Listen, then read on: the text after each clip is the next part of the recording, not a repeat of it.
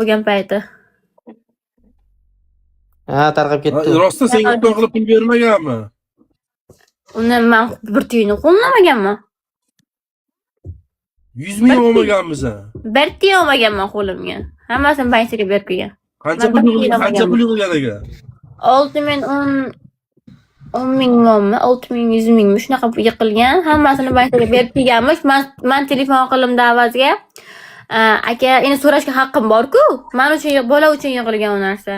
Aka, qancha yig'ilgan, qanchasini shuni tashib unaqa qilgansizlar deb aytayapman. Men so'kib tashayapti. Boyagi xotin bilan gaplashganda nerishti asabiy buzilib telefon gaplashgan-ku. Xuddi shunday men bilan gaplashgan. O'sha yerda qarovchi kimdir bitta ayol bilan setoraman urishdi bitta bola kirib kechagi zalda o'tirgan payt. Alloh biladi o'zi bilan sirlarini olib ketdi.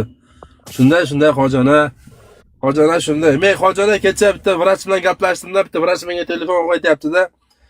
Koreydamisan deyapti, yo'q desam, boyagi qiz bor-ku deyapti. O'sha vrach odamni endi aytayapti o'zi. Uni deyapti, osib o'ldirilmagan deyapti-da. Endi o'likni ko'rgan vrachlar biladi-ku, ko'rib aytayapti shu videosini. U kesilib yorilgani deyapti. Tamoznada O'zbekistonga o'tgan payti polishini yorib ko'rib, yorib ochib olaveradi uni deyapti. Mana bo'yni qismi deyapti, uni paylari cho'zilmagan deyapti. Uni paylari deyapti cho'zilish kerak deyapti. Mana bir xil bunaqasi uchburchak simondan osilish, uchburchak simondan mana qizarish kerak bo'yin deyapti. Koreyada qonun yo'q deb qonunga gap emas. Tushunmayapsizlar. Bo'g'ilmagan deb aytilyapti, tushunasizlarmi? Здесь ekansan o'raj. Buyinamiga skidin nahyana. Skiysan kim bo'lsang ham. Qo'ying. Avaz qayimchilarmi yo'q?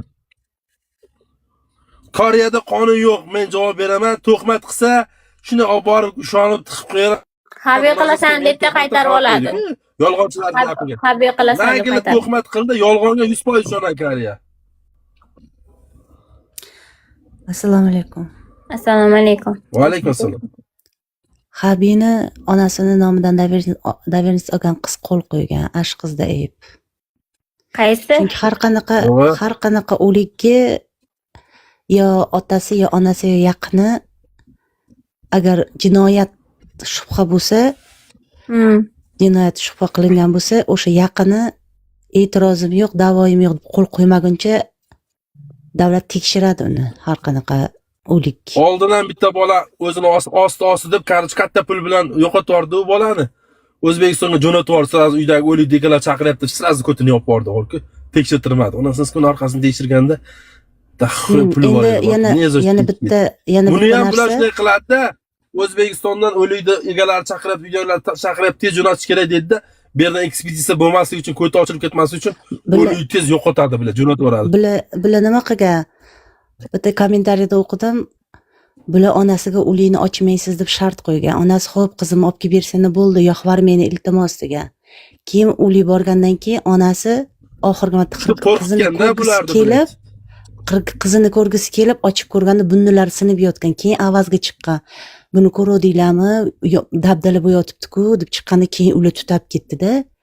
Ana shuni aytayapman. Men ham xuddi menga ham ehson yig'ilganda qizimda Xudoga shukr, mayli Allohga shukr deyman u narsaga yig'ib bergan.